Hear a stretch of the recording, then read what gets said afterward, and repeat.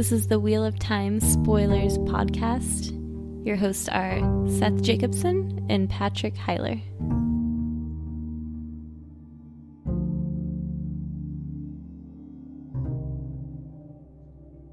Well, should we break into this?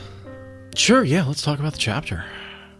Well, today we're sitting down to talk about Chapter 45, What Follows in Shadow. And our symbol is the dragon fang. And I have the first paragraph here. There's a nice sound to it. The light of their lantern stretched just far enough to touch the other side, thrusting out of the dark like a giant's broken teeth. Loyal's horse stamped a hoof nervously, and a loose stone fell away into the dead black below. If there was any sound of it striking bottom, Rand never heard it. We close the last chapter with them walking along the bridge and finding the break in it, and it's opening back up with Rand watching this rock drift into nothing. I did notice here that sort of Loyal looks at the broken bridge and freaks out. He's like, everything's falling apart. And Moraine's like, don't be hasty. Yeah.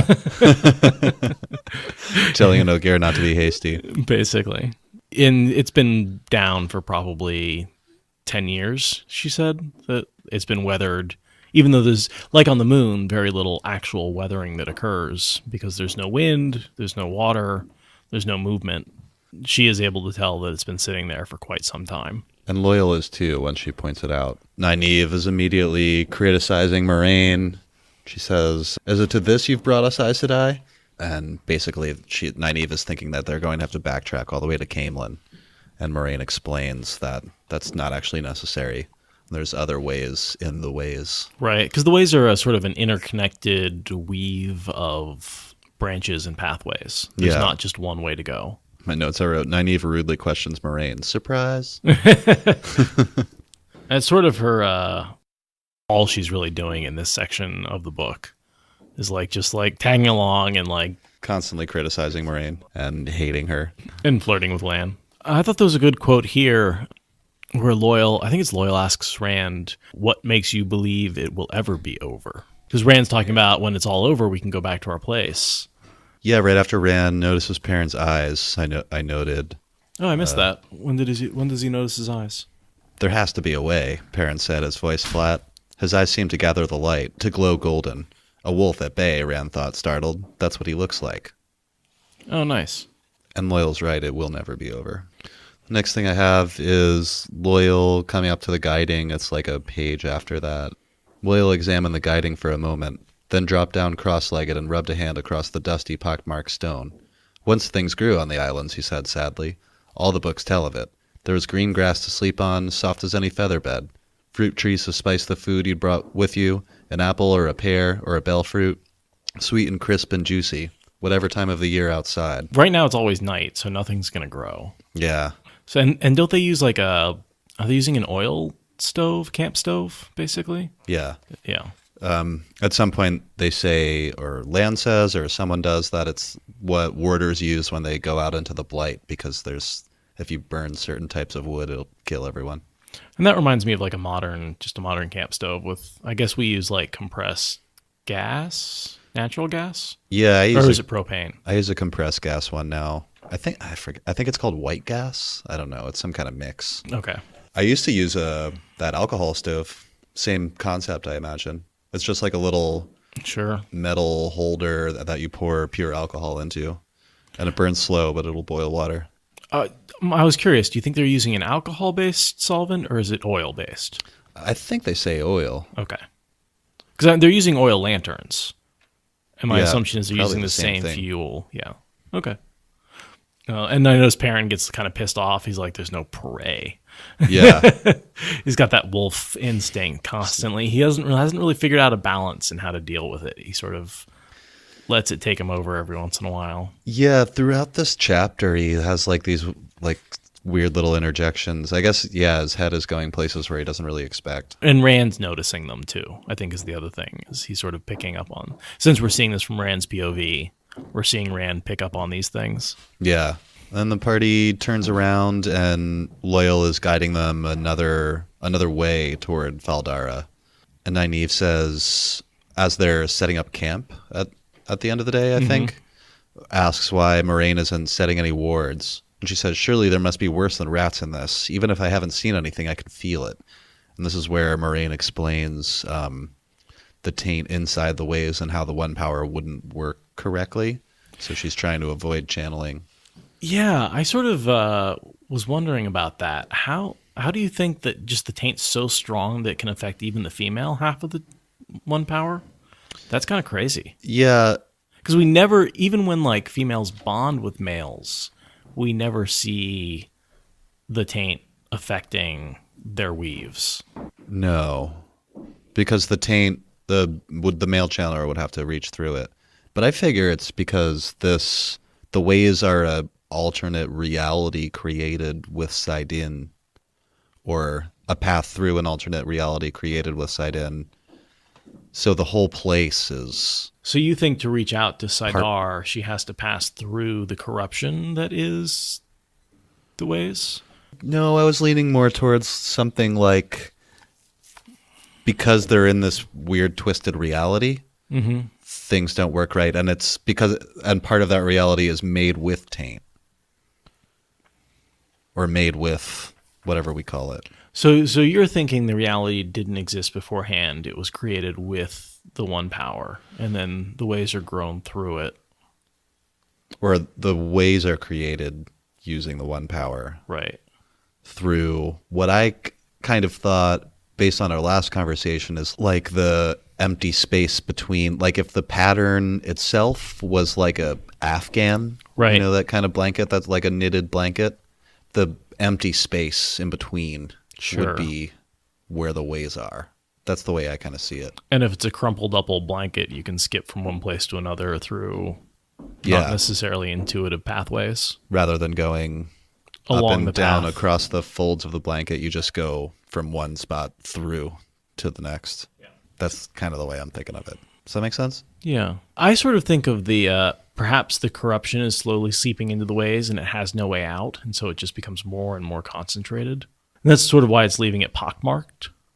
Yeah. Is that's those pockmarks are places where the power isn't holding up anymore because the taint is sort of leaking out.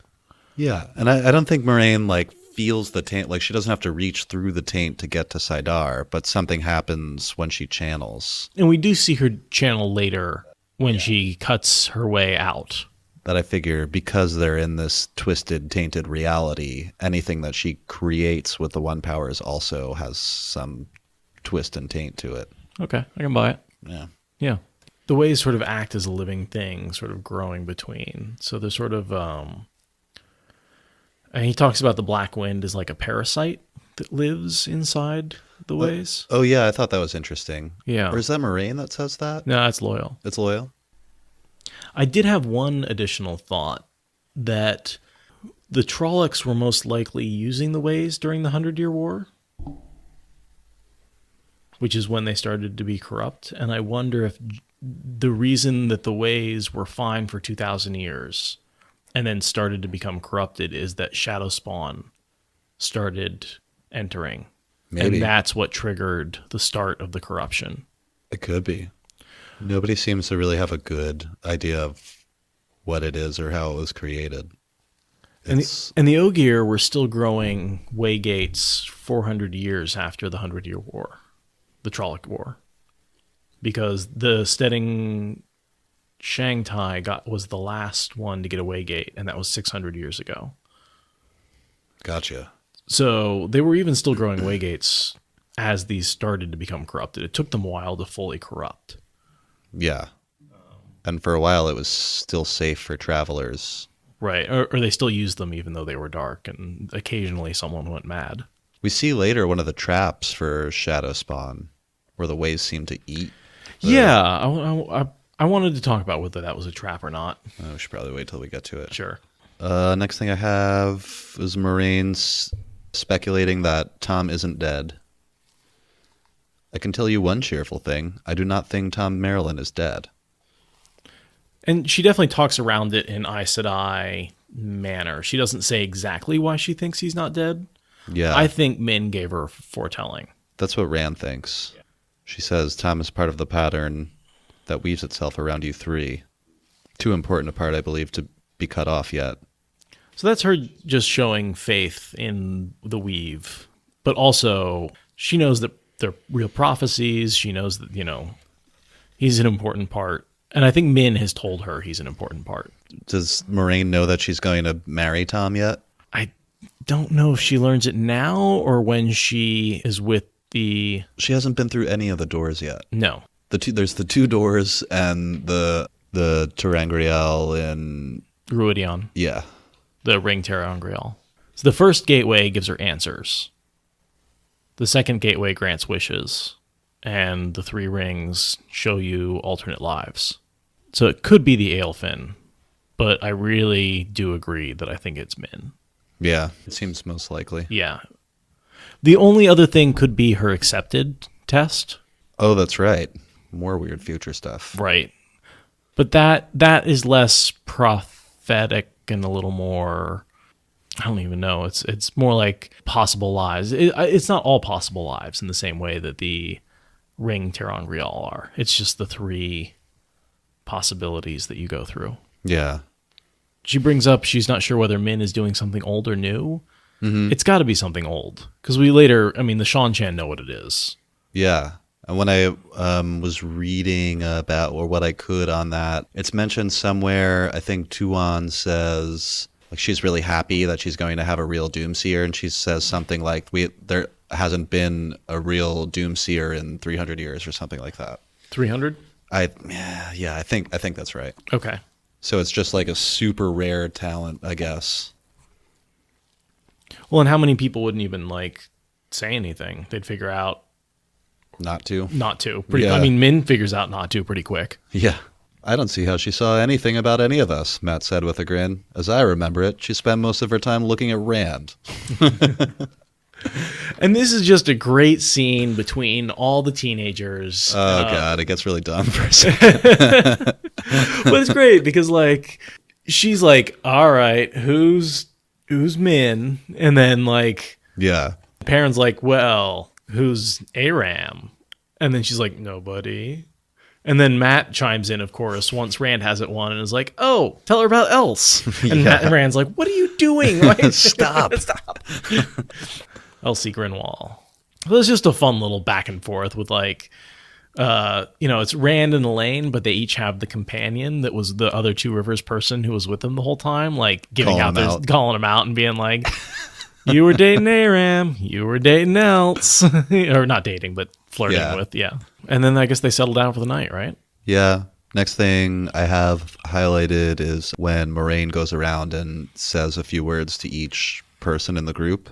And of course, Rand only hears what Moiraine says to him, which is, even here, your destiny protects you.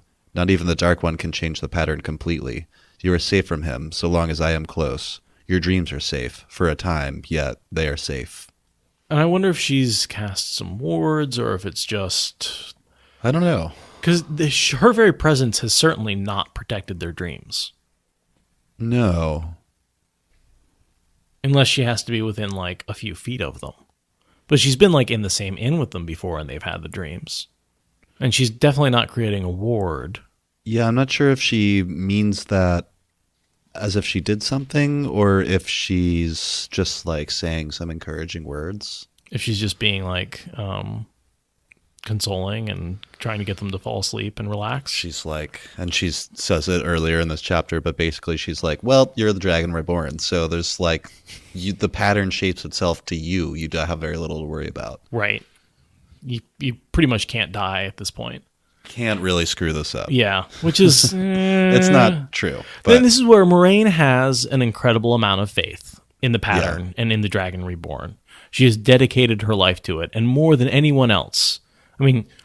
She's the one who says the wheel weaves as the wheel wills, right? She has this almost fatalistic attitude that, what's going to happen is going to happen. Just keep moving forward. Exactly. Just keep trying and everything should fall into place.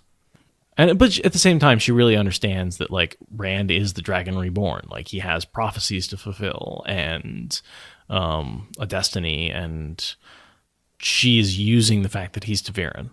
Right, that's the whole reason they're going to the Eye of the World, is to use the Ta'verenness of him to sort of twist the pattern. So it's not just faith; it's also seeing an effect and making use of it. Yeah. In the next chapter, I think it's when Moiraine is talking to Agelmar, she says something like, when she mentions that she's been to the Eye of the World before and met the Green Man, and she says that something like, but I'm sure we'll find him because our need is greater than any other.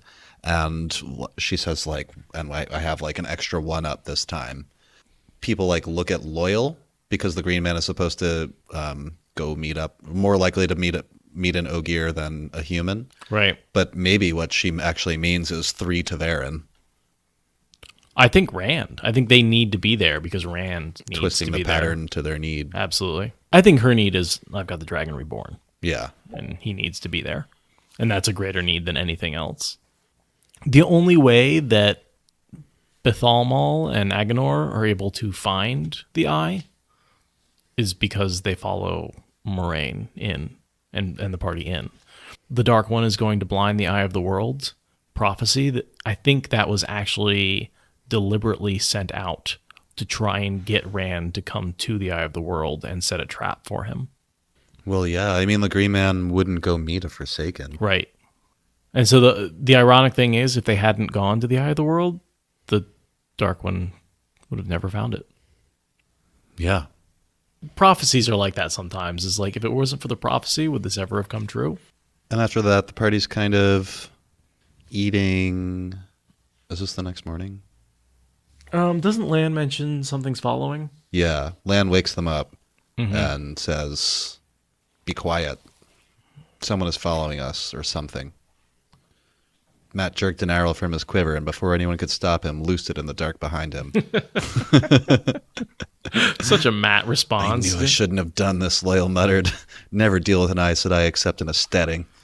Lan pushed the bow down before Matt could knock another. Stop that, you village idiot. There's no way to tell who it is. Well, we know it's Fain. Yeah. Yeah. I mean, this is Fain has been driven to follow them the whole time, and he was driven to follow them into the Waygate. Right. And so he's behind them the whole way, not trying to catch up. Lan mentions that specifically. He says, I don't know if he sees him, or he said he was closer, and he keeps backing away, right. keeping the same distance. Lan has some pretty impressive senses. You know, yeah. I don't think he's actually gotten a glimpse of him, but he's probably heard him, or... What do you feel, Lan? Moiraine asked. Is it something that serves the Dark One? The warder shook his head slowly. I don't know, he said, and that, as if that surprised him. I cannot tell. Perhaps it's the ways and the taint. It all feels wrong. But whoever it is, or whatever, he's not trying to catch us. He almost caught up at the last island and scampered back across the bridge so as not to. If I fall behind, I might surprise him and see who or what he is. Sorry, I don't think he's hearing him. I think he's actually sensing him with the, warder consents. Yeah. The dark shadow spawn. And I think he's triggering that little alarm in Lan's head. I think so. Do we ever find out or see a good estimate of how enhanced warders' senses and physical capabilities are? We know that they are enhanced, but I don't know that we know. I don't think we get like a measurement of it. They're faster, they're stronger, they don't have to sleep. I think we see Gawain get cut to bits and still keep moving. A lot of the warders can take a wound that would kill anybody else and keep going. Yeah. But there's no they're able to last like 5 hours longer than a normal person or something like that. There's no specific measurements. They can pretty much go without a night of sleep or two, and it doesn't really affect them. They're feeding on the energy from the bond. Right. But yeah, I mean, a combination of the ways, probably interacting with, because Fain is a weird combination of the Dark One and Mashadar. And we really should say not Mashadar, but Mordeth. Yeah.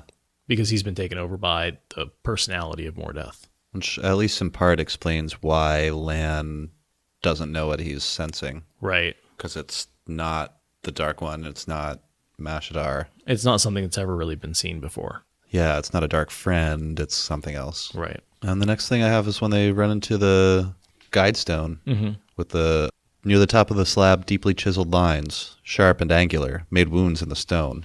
Suddenly, Lan's alertness was no longer hidden. And this is, of course, is after they decide to not go after Fain. They just continue forward. And so these are Trolloc ruins. I'm guessing the the Trollocs have, through trial and error, found a way through. Yeah. And instead of, learning the Ogier guiding, they're just carving their own directions. Yeah. Into the stone.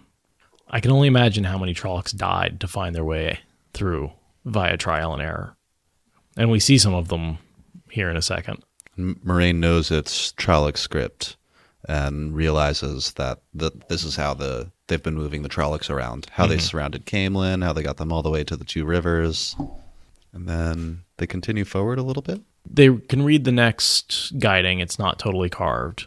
So... yeah. They don't use the ways easily, Lan called. At the foot of one of the bridges, the frozen shapes of Trollocs reared, caught flailing about them with hooked axes and scythe-like swords. Basically, they've been turned to stone. Mm-hmm. As if... and sunk into the ways, too, right? Yeah, almost as if it turned to liquid and then back. So Moiraine puts out a couple of possibilities for what this could be, whether it's a trap that the ways have set for the Trollocs. Yeah, there's supposed to be built-in traps Yeah. for shadow spawn. I still think it was the Dark Wind. Machin Shin? Machin Shin. The Black Wind. Could be, but would it turn them to stone like that? I think it could. I think it's one of those things where it could just suck all the life out of them. I can just imagine, and they're it shows them flailing around with their axes, which makes me think they were enveloped in something. Yeah. Perhaps Machin Shin is a corrupted trap, that maybe the traps were set for shadow spawn and one of them became corrupted and stopped just attacking shadow spawn. That's a great theory. I like that one. Rand sums it up as, even for Trollocs, it had been a horrible way to die, the ground swallowing them. Oh, yeah. And that's something that happens actually a fair amount with, you remember the peddler who gets swallowed in the ghost town with Matt? I remember the ghost town. Not Hinderstrap, the one where they die and come back. I'm thinking of the last battle where yeah. Matt opens a gateway to Hinderstrap, I think, or Hinderstrap. No, I'm thinking of the one where they're traveling and there's just this town in the middle of nowhere, and there's a peddler sort of walking on the road, and he's like, "Get out of there! They're all dead!" And he's like, "What?" And then he sinks into the ground, and the only thing left is his hat. I sort of remember that. And then they all have to run past the spot. Terrifying. Yeah, just terrifying.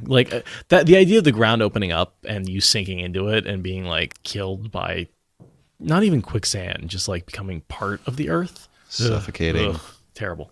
Speaking of the Broken Earth series, you should read that. Oh man, Julia just gave me The Hobbit and the Lord of the Rings trilogy to read. I don't know when I'm going to get around to that. The next quote I have is just when Rand is protecting Egwene, and he says, "It was easier to be brave when someone needed your protection." Yeah. I've always found that to be true. It is. It is. Or easier to take the lead when everybody is confused and looks at you. You're like, okay, well, okay, fine. Yeah. I'll make the decisions then if nobody else is going to. The idea that instead of doing something for yourself, you're doing it for somebody else. And then it frees you up to not worry about yourself, but worry about someone else's well-being. Yeah. If you're not thinking about your own as much, it's easy to be brave. Well, and you can sort of think about I want to protect somebody else without thinking about the consequences to yourself. Yeah, exactly. And then he sort of is like, "Oh, there's a nice wind. That would be nice. Uh-oh." Later, there was a distant wind, too, off in the black somewhere. He could not say in which direction. At first, he thought it was his imagination, though with time, he became sure. It'll be good to feel the wind again, even if it's cold. Suddenly, he blinked. "Loyal, didn't you say there isn't any wind in the ways?" Loyal pulled his horse up just short of the next island and cocked his head to listen. Slowly, his face paled, and he licked his lips. "Machin Shin," he whispered hoarsely. "The black wind. The light will mean and protect us. It's the black wind." So they run for it. Yeah. They're, 3 bridges away from getting out? I think it's 2. 2, and then the last, that one with the white stripe makes me think it's, they say 2, but then I'm like, well, but you have to get off the last Oh, yeah. bridge. The last bridge. Yeah. So it's not really, I guess it's not the bridge, but whatever. So they take off as fast as they can. Everybody's freaking out. Everybody's freaking out. Loyal's like, "Run." He's like, "I got it. Go, go, go." And they're headed for the end. And they get to the gate and the leaf key is gone, the trefoil leaf. That's right. I was wondering why. I sort of thought about it for a while, because I was also wondering. I think that Ingtar took it, or at least some dark friends in Faldara. It could be, and maybe not necessarily. If something had traveled through the ways and come out before them, it could have moved the key. Right. Or they could have moved the key. Or even Ishmael could have traveled there. And, if he knew that Rand was heading for Faldara, wouldn't that be a nice little trap? Travel to where he's coming out and just take the key so they can't get out? If somebody knew that they were in the ways. Right. Which I guess no one really should know they were in the ways. I mean, Fain had to follow them. Would he have reported in before he went in there? I don't know if he could. Yeah, I don't think he would have. Or who would know that they were in the ways? We also know there were some other dark friends in Faldara because they were trying to open one of the gates. So it could have been one of them as well. So there's a lot of options for who would have removed it. But my assumption is it's somebody in the dark who is either locking the gate to prevent anyone from getting to Faldara or knows that somehow that's the destination. And Moiraine has to cut her way out because she has no key. Yeah. So in a pretty badass scene, Moiraine welds her way through, or what should we call that? Torches her way through? Yeah, like makes a cutting torch with her staff. And exactly. Cuts a hole through the waygate. No, she goes directly down the center, right? And then I can't really picture the shape she cuts. I had trouble. I couldn't either. Because there's Lan uses the horse to punch out a big opening, but I thought she just made one vertical cut. Am I reading this incorrectly? But despite the cutting, the two big curved wedges of stone still stood there, half an arc out of each door. So I always imagined she cut like a circle, and where it would open... And that's where the two circular halves come from. Because these giant stone slabs. But she cuts a big circle. Yeah. Okay. That's what I think. It's not super clear. But her fire looks very different than it normally would because they're in the ways. It's like this sickly yellow streaked fire and slow drifting flecks of black like soot. A thin acrid smoke drifted from the flame, setting Loyal coughing, and the horse is dancing nervously. Rand says it burns his throat when he breathes it. Yeah, it's like a dirty flame that's burning like sooty fuel. Yeah. Rather than the clean burning flame. It's interesting. But that's the twisting effect that we were talking about before. Yeah, the corruption of the ways seeping into her channeling. Yeah. And why she wanted to avoid it. The visual is kind of cool. It takes a pure flame and makes it this like sooty, smoky, acidic sort of smoky flame that would look really cool, especially against a black background.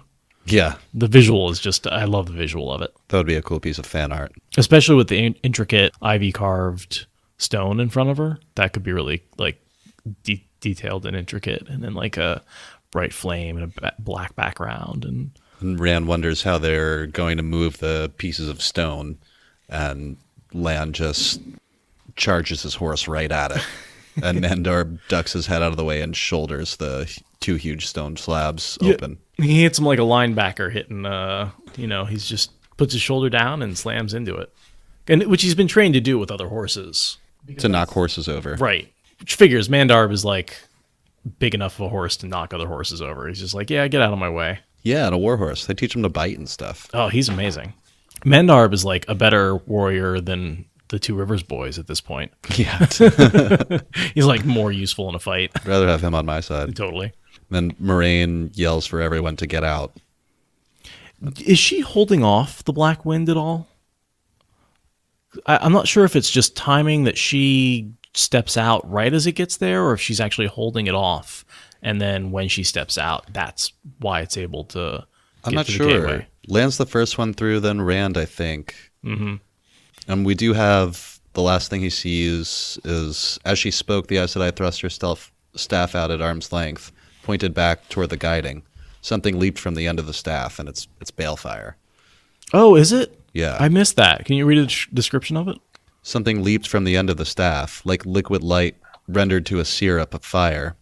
A blazing spear of white and red and yellow, streaking into the black, exploding, coruscating like shattered diamonds. The wind shrieked in agony. It screamed in rage. The thousand murmurs that hid in the wind roared like thunder, roars of madness.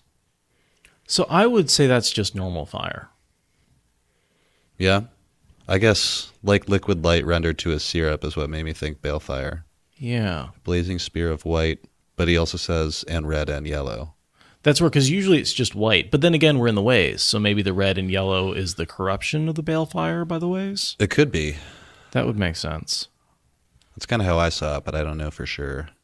Because I see usually What's balefire is just a pure white light. And we don't see any of the inverting of colors or the sparkles or anything like that. Oh, that's true. But it could totally be balefire corrupted by the ways. I don't know if she's just using normal fire there or not. But that whatever she's doing is holding off the wind.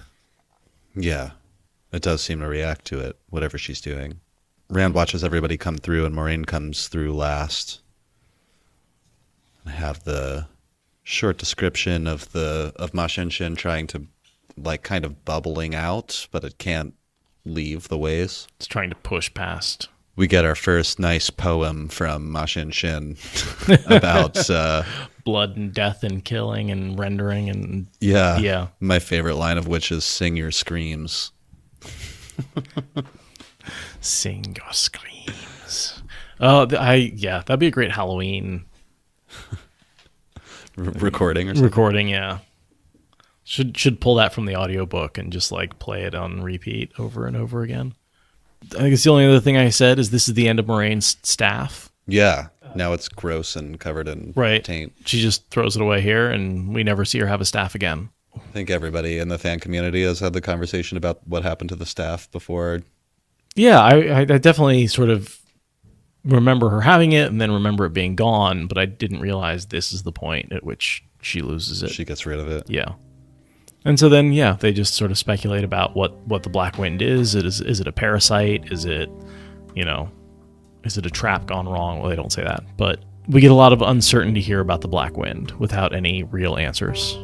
Yeah. But we know it consumes souls in the same way that Mashadar does. We certainly know that Moiraine can hurt it.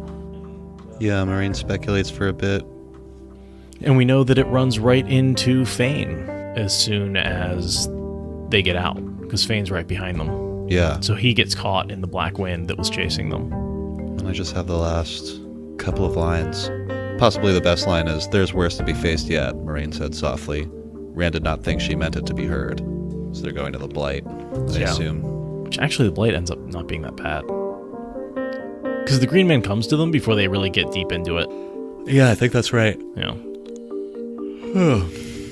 Yeah? Yeah. All right. So we're going to take a break, and then we're going to come back and do the next chapter, guys.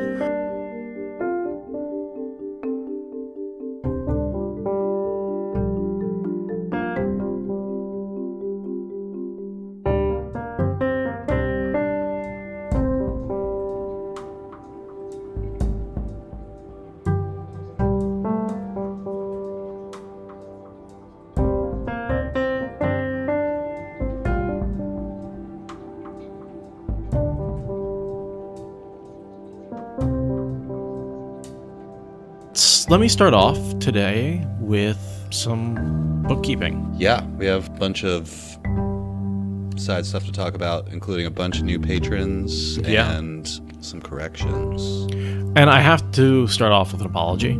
I did miss 2 of our patrons like a couple months ago, so I really feel bad. So now I have to apologize and make sure I got their names out there, because they've been just great supporters, and I feel terrible that I didn't say their name. Yeah, sorry we missed you guys. So somehow in the shuffle, we just, I don't know.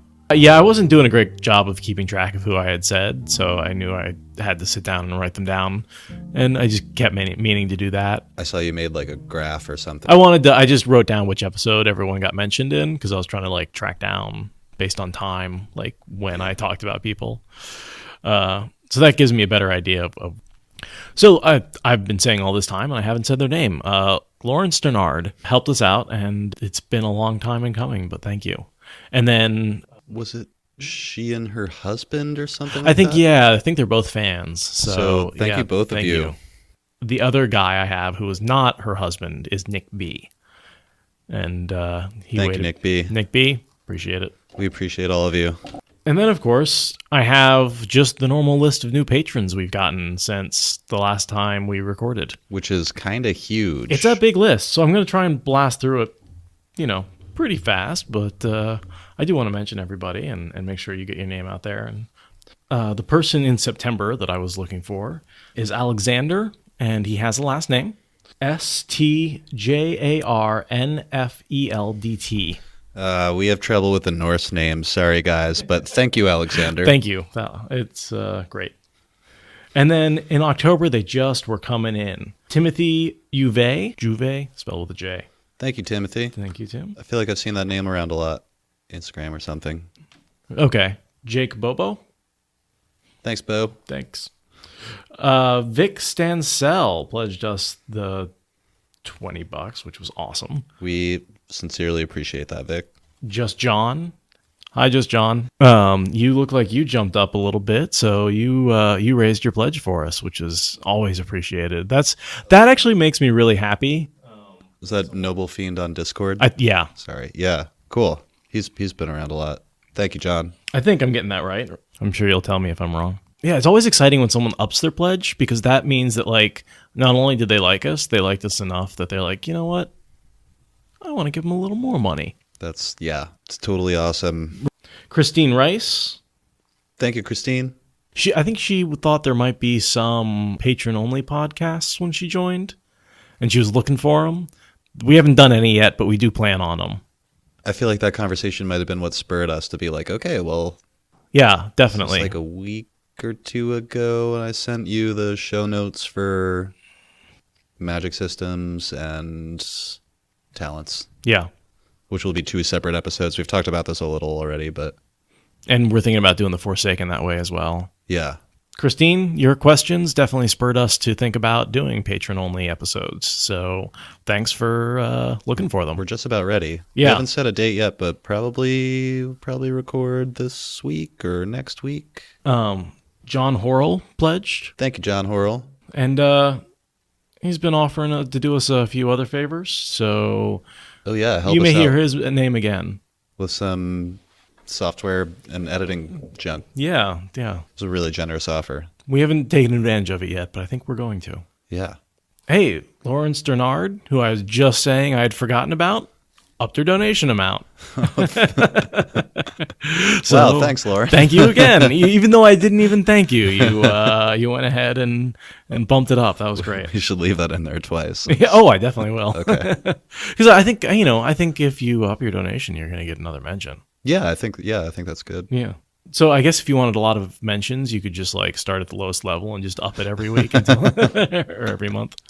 Jason Curry pledged.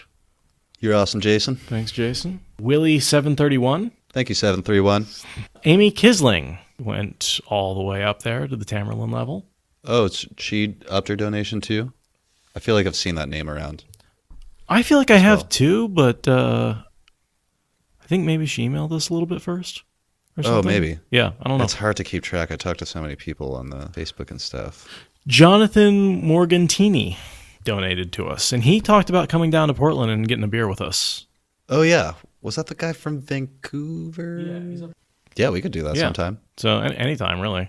I cut way back on my work schedule, by the way. I know I already mentioned it to you, but it's going to free up some extra time to make the extra content and do stuff like maybe meet up with a couple of listeners who are around. Yeah, just have a little more free time to dedicate to this. It's great that you can cut back your hours. I mean, it was partially out of general work frustration, but but that's okay. I'm still going, by the way. I got more to go. Daniel Held. Thank you, Daniel. Thank you. Zenvius.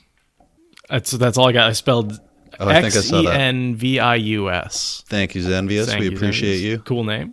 And that's it for this episode. That's a lot. Yeah, we're once again overwhelmed and at a loss for words as far as the amount of support we've been getting. We're like all paid back. Wait, hold on. While we're sitting here, we're thanking the Patreons. We got another one. Oh, seriously? Yeah, Corey Oliver. Corey, thank you. Thank you. What excellent timing. Yeah. Just as we were recording. Literally just got that email as I was about to wrap up. I was like, I wonder what this new email is. Unbelievable, man. I can't believe that, first of all, anyone wants to listen to us talk about anything. No, you can see we just get giddy when we get those emails. We're like, really? That's yeah, so and exciting. like as our monthly amount of money grows, it's like it just makes the dream seem closer and closer to being actual professional podcasters rather than office worker and a bartender who do this like in their spare time sometimes. Hey, I'm just happy to have a little extra pocket cash right now. Yeah. I was looking at some other like bigger podcasts out there, and a lot of we're doing it like as well as like some of the podcasts that I listened to and thought were like, I don't know. Yeah. We just really appreciate it. Yeah. We don't know. The success is unexpected and appreciated. And I think the other thing that I've really been blown away by is not just the people who are willing to donate money, but the people who will donate time. Yeah. Oh, hey Corey. I tweeted out that we were starting, and he donated so that he could oh, great. join in. So that's why the timing was so good, because he popped in. That was cool. And I do think, we wouldn't be producing this as regularly without the money. We'd still be making it, but it probably would still be one episode a week. No, yeah. And now I actually feel like there are people waiting for me. Like I can't be late or cancel. You have a responsibility. It's like we have to like, it's like getting up and going to work. You're going to do it. Yeah. It's not even an option really. It's just something you have to do, which is great for a hobby like this. It is good. It kind of helps keep us focused in a way. I think that's what you're getting at. Yeah. Yeah. And just, we're both procrastinators. Like, we both, like, how many years did we talk about starting this thing before we actually started? 3. Like 3 years. Like, it took us a long time to get this thing going. And we always had the skills for it, and we always had the knowledge for it. It was just a motivation thing. If you're thinking about doing a podcast, get off your butt and do it. It's not as hard as you think it is. Yeah. We've done patrons. Corrections? I've got some corrections, or at least follow-up. I wouldn't even, in some cases, call them corrections, just more information. Or okay. I think Just John found this one, and I kind of liked it, where Master Gil says it takes the guards 2 days to search every inn in Camelin. And he was like, why is that so specific? And he was guessing that Tom most likely was hidden. Oh, I think I saw that. So that one come in on Facebook, maybe? Discord, I think. Discord? Oh, well, I don't know. I read it all the time. It's so hard to keep track of where things come from. Yeah, that was a precise amount of time. Exactly. I wouldn't be surprised if, Master Gil would know if there was a precise amount of time. But it would make sense that he was hiding Tom when the Queen's guards were looking for him. Yeah. And that's why he knows, is because, like, that's when they were looking for Tom, it took them exactly 2 days to search all the inns. I dig it. We've gotten this feedback from like 6 or 7 different people. Yeah. We were talking about why Moiraine advises Loyal to avoid the Red Aja. Uh-huh. Especially with that greeting. And I think that really is, he greets her saying that there's sanctuary in this steading. And the Red Aja really thinks that by giving the men sanctuary, they prolong the breaking. And so she's saying, don't say we offer the sanctuary. It would be like kind of being an insult to the Red. Because, basically saying like we offer sanctuary to anybody and that caused damage. And the Reds would get all pissy about it and be like, you shouldn't have offered sanctuary. That's a problem, Jeez, it was 3,000 years ago. Get over it. The Reds consider that just a great failing of the Ogier, apparently. So not something I was aware of, really. Yeah, I don't think it's mentioned that often, but it was recently in Eye of the World. Right. Next thing I had, we were just talking about how Jane Farstrider was most likely tortured and then let go, and he told the Ogier about the Eye of the World. That's where one of the messages came from. Yeah. There's a quote from Ishmael where he said, and I just wanted to read that. Jane Farstrider, a hero, he twisted the word to a sneer, whom I painted like a fool and sent to the Ogier, thinking he was free of me. Gotcha. That quote is where we get the idea that, So we were right. yeah. Nice. I like being right. I also had some feedback. I was using an analogy about pus. And You mentioned that to me. I did, yeah. And apparently saying pus disturbed one of our listeners, and she wanted me to stop saying the word pus when I was describing the evil cyst in Matt that Moiraine cleaned out, like a pus-filled boil. So, I wanted to say I understand that the word pus might be a little repulsive to you, and that I will absolutely do my best to never say pus again. You probably won't ever hear it again. No, I want to make sure that you understand that I understand your perspective on this. Perspective. Oh, I think at some point we said Rand and Matt ran into the White Cloaks in Whitebridge. They ran into them in Barrelon. Oh. Just a slip of the tongue, I think, at some point. Gotcha. And this is one I almost want to read, just a message I want to read straight out because I thought it was really good. We were talking about why the White Cloaks have to get to Camelin. And the message says, I've got two possibilities. The first is boring and likely. The second is unlikely and interesting, to me at least. The first is that they're taking advantage of the current unrest and bringing additional pressure against Morghese. Then they can either help her stabilize in exchange for a friendlier reception in Andor, or support the White Ribbons and cause her any number of headaches. The second and far more interesting possibility needs a little background. Okay. In the prologue of The Dragon Reborn, Patron Nile lays out a plan to let the false dragon Randolph Thor terrorize the world for a bit, then get nations to unite behind the leadership of the Children of the Light to put him down. What if he had this idea worked out all the way back in Eye of the World? Just trade out Rand al'Thor for Logan. With this in mind, maybe Bornhold's job in Camelin is to quietly ambush the group heading to White Tower, kill the Aes Sedai, destabilize Morghese by killing Elaine, Gawain, and Galad, and free Logain. Then maybe they return Logain to his Dragonsworn, or maybe they stow the cloaks for a while and act as his Dragonsworn, until Niall gives them the signal to take down the false dragon. From what we see later on, Bornhold comes across as the most competent White Cloak we see. So I just thought that was a really good theory, and I wanted to read it straight out. It's a possibility. And I did not write down the name of the person who sent that to me, so I am sorry. I will give you credit if you tell me who you are. And then one quick follow-up from our last episode. Rand enters the ways and says, it feels really familiar to me. I think it feels like the dream he has earlier where he's like lost and turning corners, and then he turns the corner and all of a sudden Baal-Zamon's right in front of him. Oh, yeah. I think that does look like the ways. Looks like the ways, yeah. So I think that's why he says it's familiar, because it's familiar from a dream shard. Oh, cool. And I wonder if Baal-Zamon formed the dream shard based on the ways. It sounds like it from that description. I never really thought about it before. Corey's asking if we're getting involved in National Novel Writing Month. Write a novel this month. Oh yeah, I am. I would love to. Yeah, I'm not a writer for sure. I always fancied myself one, but I've never really written very much. I love to read. I love to pick things apart, but writing for me is. I'd love to write something one day.